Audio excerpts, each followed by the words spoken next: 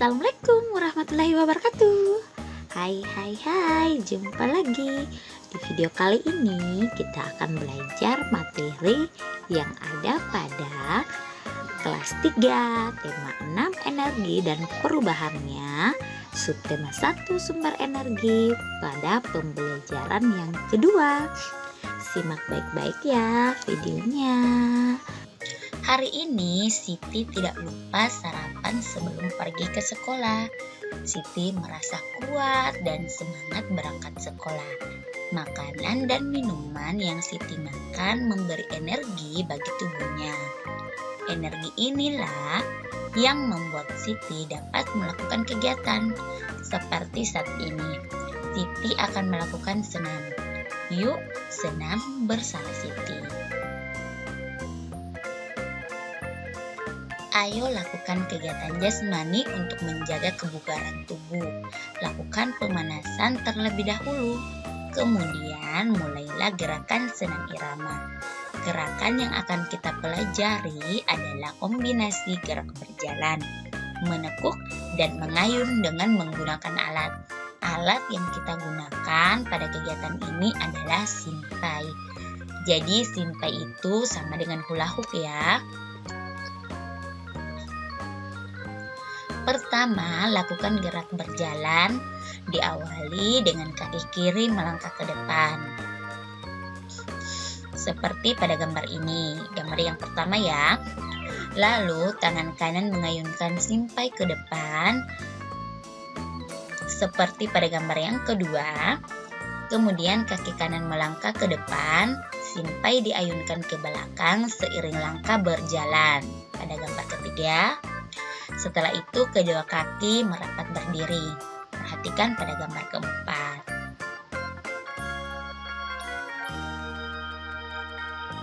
Setelah itu kedua lutut ditekuk. Perhatikan pada gambar yang pertama, simpai diayunkan ke atas.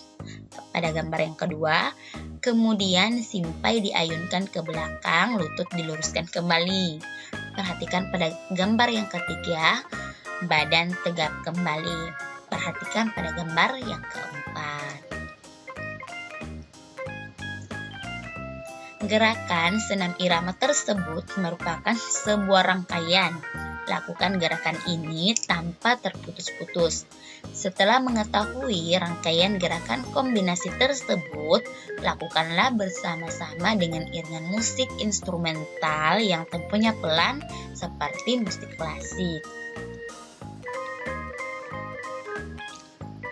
Setelah selesai melakukan kegiatan senam, kita butuh istirahat dan minum. Istirahat dan minum dapat mengembalikan energi yang telah terpakai. Selesai senam, Siti dan teman-teman kembali ke kelas. Mereka segera minum dan istirahat sejenak. Tidak lama kemudian, Siti dan teman-teman sudah segar kembali. Pak Guru mengajak mereka bermain menyusun huruf. Huruf disusun membentuk kata. Kosakatanya berhubungan dengan sumber energi. Setelah kata terbentuk, mereka pun membuat kalimat.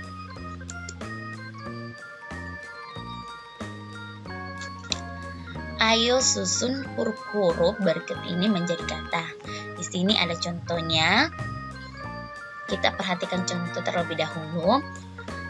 Pada contoh ini ada huruf H, A, M, I, T, R, A. Jika disusun akan terbentuk kata matahari. Nah, sudah paham ya? Sekarang kita langsung kerjakan yang nomor 1. Pada nomor 1 ini ada huruf G, E, N, R, I, dan E. Jika disusun, maka akan terbentuk kata energi. Yang nomor 2, ada huruf C, Y, A, H, dan A.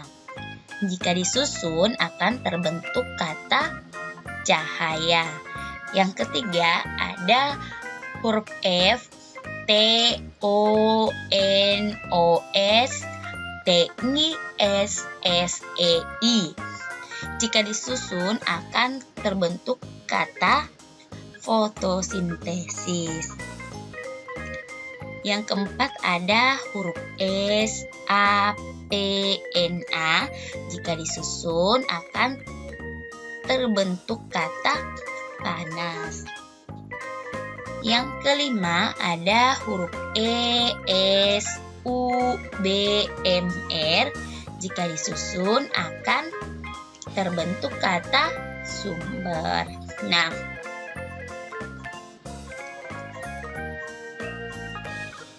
Nah, sekarang buatlah kalimat dari setiap kata tersebut. Contoh tadi itu ada kata matahari. Nah, contoh kalimat dari kata matahari seperti matahari adalah sumber energi terbesar di bumi.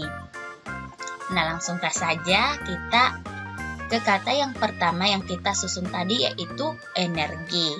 Contoh kalimatnya seperti ketika diminum maka air akan memberikan energi. Yang kedua ada kata cahaya. Contoh kalimatnya seperti energi cahaya matahari dapat diubah menjadi energi listrik. Kemudian kata yang ketiga ada kata cahaya.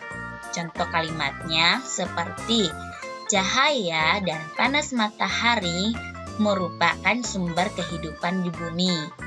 Kata yang keempat ada kata fotosintesis. Contoh kalimatnya seperti dari proses fotosintesis dihasilkan makanan dan oksigen. Yang kelima ada kata sumber. Contoh kalimatnya seperti cahaya dan panas matahari merupakan sumber kehidupan di bumi. Siti dan temannya telah menyusun kata dan membuat kalimat. Pak Guru melanjutkan pelajaran. Pak Guru menjelaskan bahwa air juga sumber energi. Ketika diminum, maka air akan memberi energi. Tubuh kita memerlukan air sampai 3 liter setiap hari. Tubuh kita akan lemah jika kekurangan air. Sehingga kita harus memiliki persediaan air bersih yang cukup di rumah. Tidak di semua tempat tersedia air bersih yang cukup. Di beberapa tempat, orang bahkan harus membeli air untuk keperluan sehari-hari. Karena itu, kita wajib menghemat penggunaan air di rumah. Matikan keran air sesudah digunakan. Jangan menghamburkan air untuk keperluan yang tidak penting. Kalau minum air matang, harus dihabiskan. Masih banyak lagi contoh kewajiban di rumah dalam menghemat energi. Nah, diskusikan bersama temanmu bagaimana cara yang baik dalam menggunakan energi. Jadi kalian bisa mendiskusikan bersama teman cara yang baik dalam menggunakan energi. Nah, di sini ada alternatif jawabannya.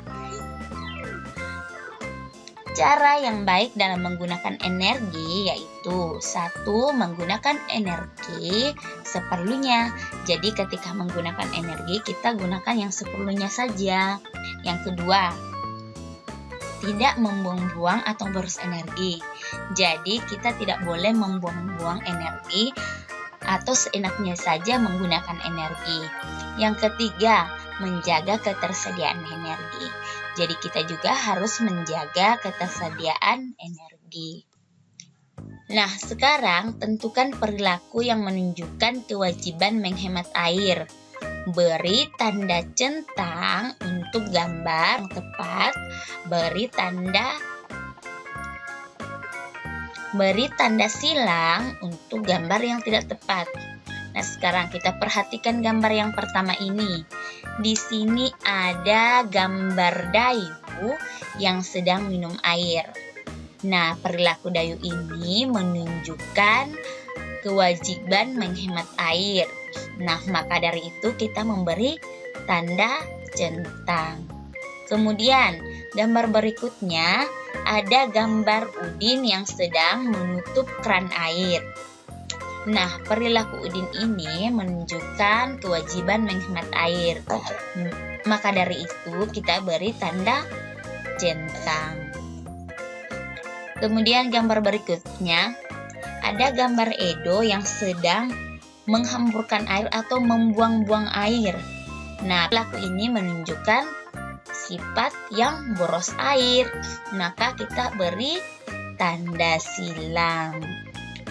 Kemudian gambar berikutnya ada gambar Beni menumpahkan air yang ada di ember. Nah, ini menunjukkan perilaku yang tidak menghemat air. Maka dari itu kita beri tanda silang.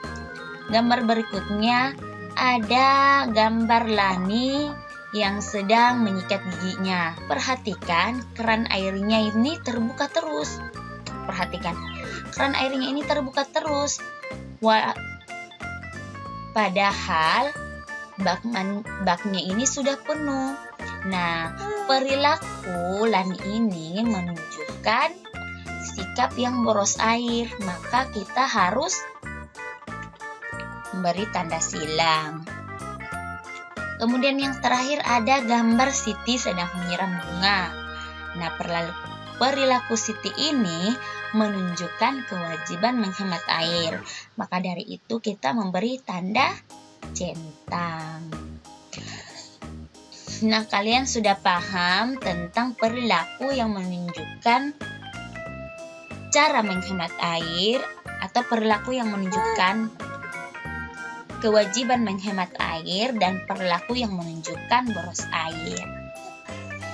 Sampai di sini dulu video pembelajaran kita kali ini. Sampai jumpa pada video berikutnya.